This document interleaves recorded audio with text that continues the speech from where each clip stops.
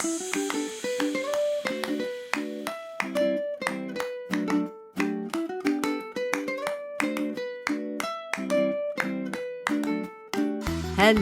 and welcome to Super Great Kids Stories, wise tales from storytellers around the world, which will make you laugh and sometimes cry. Recommended for ages 5 to 105. I'm Kim and I love stories. Hello, Super Great Kids, and how are you? I'm very pleased because we can announce not one, but 2 Super Great Kids events which are taking place this summer.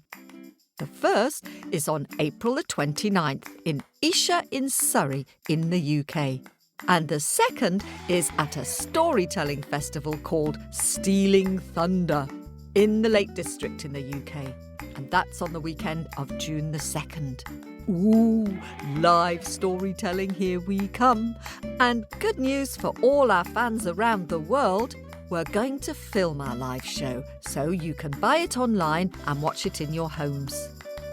The story this week is told by Rachel Murray. It's a how and why tale from India. Before we hear Rachel's story, can you have a think about any other how and why stories you've heard on our podcast? You know the kind of stories, the ones which explain why something is the way it is. I'll give you a little clue to get you started. There's the story about why evergreen trees keep their leaves in winter. And there's another story from the Amazon about why some snakes are poisonous and others are not, told by Toop. Can you remember that one? See if you can decide which is your favourite how and why story while we have a quick word with the grown-ups. Ready? Off you go. Hello, Super Great Kids and Super Great Grown-ups. Hooray! We're having another live show in the UK. It's on Saturday, April the 29th. That's a bank holiday weekend. It's not far from London at Christ Church, Esher in Surrey. We'll have some of your favourite storytellers, Kim, Kate and Toop. Bring the family along to listen and sing, hiss, rattle and roar to some of your favourite stories. See you soon. Go to our website supergreatkidstories.com for more details about tickets and how to get access to an exclusive video of the show. For paid subscribers, you'll be able to access the video through Patreon or through the Owlets Club on Facebook. Mouth open, story jump out.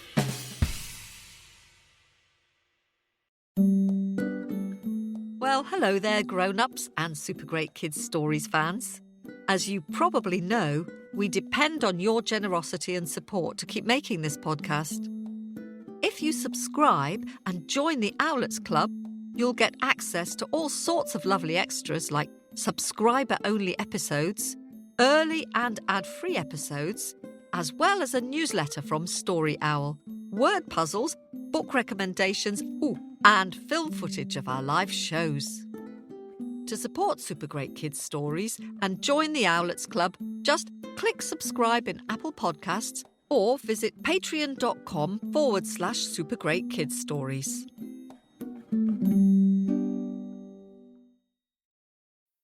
Hello, Super Great Kids. I'm back. I wonder which stories you remembered. Well, there's Grandma Spider Brings the Sun, and Why the Whale Has a Sad Song, and How the Elephant Got Its Trunk, and plenty more. So many good stories. Did you decide your favourite? The story which Rachel is going to tell you today is called The Tiger's Tail, and it's from India. Are you ready? Let's give a warm welcome to the one and only Rachel Murray. Hey up, Super Great Kids. It's Rachel here. Now I've got a story today about a tiger. I wonder what you know about tigers. When I ask people this, people say, tigers are stripy, which they are. Tigers are fierce, which they are, but not many of them say that Tiger likes to cook his food. But let me tell you this. Once upon a time, Tiger only ate his food cooked. He was stripy and he was fierce and he loved his food cooked, and he would cook it over the fire. But one day, the fire went out. Now, this was a problem because Tiger didn't have any matches or a lighter, and Tiger didn't know how to light a fire. Once you got a fire going, you had to keep it going, and he always had. But now, the fire had gone out. But he did know somebody who did have fire, and that was Man. So Tiger went along to the Man village, and Tiger walked into the Man village to ask if he could have some fire. But can you imagine what would happen if a tiger walked into your village? Do you think everyone would go, "Oh, look, there's a tiger. Should we ask him what he wants?" No, I'll tell you what happened. The tiger walked into the village and everybody went, "Ah, there's a tiger!" And they all ran away into their huts and closed the doors. Oh, so Tiger left. And he thought, well, what am I going to do? I still need fire. And he thought, oh, I know what I'll do. Because his nephew was a very young tiger. He was a little teeny tiny tiger cub, and he was fluffy and beautiful and sweet. And if the tiger cub went into the village, nobody would think, "Ah, there's a scary tiger." They'd think, "Oh, look at the little fluffy tiger cub." He would send his nephew. So Tiger went to see his nephew. He said, "I have a job for you, and it is an important job." And little tiger cub looked up and went, "Oh, I can do that." He hadn't really been anywhere at all. He was very excited about an adventure. "Well, this is what I want you to do," said Tiger. "I need you to go to the Man village, and I need you to get fire from Man and bring it back to me. Can you do that?" "Yes, yes, yes," said Tiger Cub, who was so excited. "I can do that. I go to the Man village, I get fire, I bring it back. Yes, yes, yes." So off went Tiger Cub. Now, it was a long way to the Man village, especially if you're a teeny tiny tiger cub.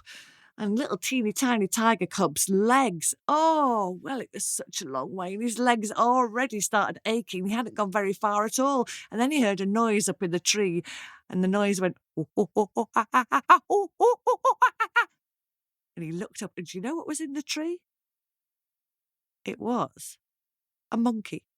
And Monkey looked down at little teeny tiny tiger cub and laughed to see this little child out on its own. And Monkey started to throw things down at the tiger cub, and Tiger Cub jumped backwards and forwards to avoid them, and but laughed. He thought Monkey was the funniest thing he'd ever seen.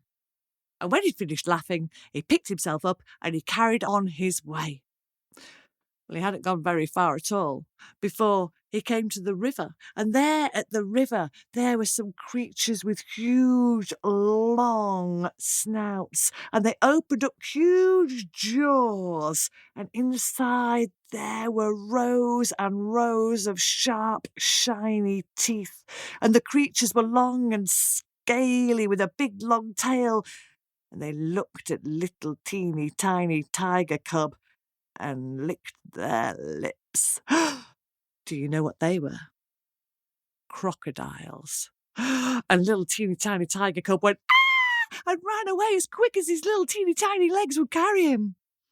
Well, he made his way through the jungle, marvelling at all the things around him, at the beautiful butterflies that danced and the birds that called, and his heart and his eyes were full of wonder. And when he arrived at the Man village, his legs ached, and he was hungry, and he was thirsty, and he was tired. He was so tired. And he'd forgotten why he was there.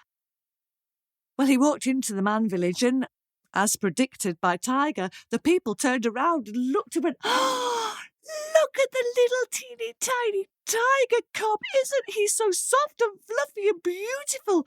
What do you want?"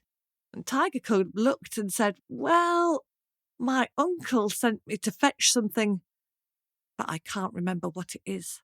Oh, and a boy stepped forward. He said, "Well, maybe," he said, "you were sent to fetch a bowl of milk." And he put a bowl of milk on the floor, and little teeny tiny tiger cub went and lapped up all the milk. "No," said the cub, "it wasn't milk that my uncle sent me for." And the girl stepped forward. She said, "Well, maybe your uncle sent you for a flippy, flappy, floppy fish to eat." And she gave it to the little teeny tiny tiger cub, who opened up his mouth and gobbled it up. No, it wasn't a flippy, flappy, floppy fish that my uncle sent me for. Then an old woman stepped forward and she said, "Maybe," she said, "your uncle sent you for a comb." And she picked up the tiger cub and she started to stroke him and comb his fur. And the tiger cub, thought that was lovely, but no, that was not what his uncle had sent him for. And then a woman stepped forward. She said, "Maybe your uncle sent you for a cushion." And she put the tiger cub on a very beautiful soft cushion. And she took him inside her hut and settled him on the floor. And the tiger cub, so tired from all his adventures, fell fast asleep. Well, outside the man village, Tiger was waiting for his nephew to return with fire. Where was he? He paced up and down all day, and the sun set over the horizon and darkness fell across the village, and Tiger knew now that he could slink into the village unseen to find out what had happened. And slink he did into the village and around a big fire in the centre of the village, where the people were all sat around as they did every evening, sharing stories and songs and news of the day. And the news of that day was all about the teeny tiny tiger cub who'd come to visit. And a boy stepped forward. He said, "Oh, I gave the tiger cub a bowl of milk, and he lapped it all up." And a girl said, "I gave the tiger cub a flippy, flappy, floppy fish, and he gobbled it all up." And an old woman said, "I combed the tiger cub with a fine comb, and he loved it." And then a woman said, "And I put the tiger cub on a cushion and put him in my hut, and he's there now." So Tiger went along to a hut that the woman had pointed at, and he put his great paws on the windowsill and pulled himself up and looked in through the window. And there in the hut was a fire, and the fire was blazing beautifully, and by the fire there was a cushion, and on the cushion there was the tiger cub curled up fast asleep. And Tiger said, "Tiger cub, you have drunk the milk. You have eaten the flippy, flappy, floppy fish. You have been combed, and you are asleep by a fire on a cushion. You are no longer a tiger. You are a cat." But at that moment, the little teeny tiny tiger cub's eyes opened, pop, and he looked at the fire and went, "Oh, fire! That's what my uncle wanted. Oh, I'll take it to him tomorrow." And he got up and turned himself around and laid back down and went back to sleep. But he never did go back to his uncle. He forgot the next day, and Tiger Cub stayed in the village and drank milk and ate fish and was combed and slept on a cushion by the fire, because Tiger Cub was now a cat. And that is why Tiger always eats his food raw. And that is why cats came to live with people.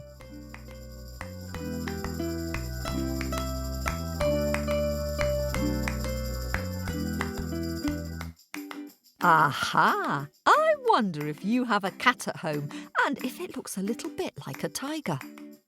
Thank you very much to Rachel for sharing that tale with us. Poor old tiger having to eat his food raw. I'm not sure I'd like that much, would you? Especially since tigers only eat meat, raw meat. No thanks. Now, here's a fact you might not know about tigers. Their mothers give their cubs swimming lessons, and that makes them very good swimmers, so no animal is safe from a hunting tiger, even if they're hiding in the water. More surprising tiger facts in our owlet letter this week for all you subscriber owlets. Now, to dig deep into my bag of happies and say hello and thank you to some of you who've been supporting our podcast. Thank you to Mazzy and Traeger for supporting us on Ko-fi. That's very kind of you. And hoo-hoo! And thank you to superfans Elizabeth and Finn in New York who have supported us for a very long time. Now, lots of you've been sending in amazing pictures inspired by our stories. We just love seeing them and all the different ways you imagine the characters as you listen. So here's a thank you to some of you. 7-year-old Griffin sent in an amazing drawing of the hat seller and the monkeys. I love the way you've drawn all the mischievous monkeys dancing around in the branches, parading their broad-brimmed hats. And I love the hat seller who's shaking his fists at the monkeys in frustration. It's super great. Thank you, Griffin. That is a fun story, isn't it? And hello to fans Sophia, who is 10, and Edward, who is 6, from Connecticut in the US. Sophia has drawn a remarkable picture of Gulbahar, the Persian version of the Rapunzel story. Your drawing is just amazing, Sophia. What a skill you have there. I love Gulbahar's long hair snaking down the tower in a plait or braid, and the texture of the tall stone tower, and the witch hunched over and flying up to the window on her broom. Really clever. Thanks for sharing this. And 10-year-old Cruz from Bend in Oregon in the US has sent us a marvellous picture of the 4 dragons story from China. I can see that you love dragons, Cruz, and I particularly like the way you've drawn their wings, all leathery and light. They look very flexible and aerodynamic. I'd love to see your dragons actually flying for real. Thank you. And thanks to Juliet, who is 9, and Louise, who is 6, who are living in Dubai in the United Arab Emirates. They sent 2 lovely pictures of the elephant and the gardener. I really like your elephants with their ears flapping as they fly up to the land in the sky in search of giant strawberries. And I like the way you've drawn Marley and the villagers all holding on tightly to the elephant's tail as they fly past rainbows, clouds and sunshine, but sadly never quite reaching the delicious strawberries. Thanks for sharing your pictures, and thank you all. If you'd like to see those pictures, go to facebook.com/supergreatkidsstories. That's all for now. Keep telling your stories and singing your songs. See you soon. This story was recorded at Wardour Studios in London.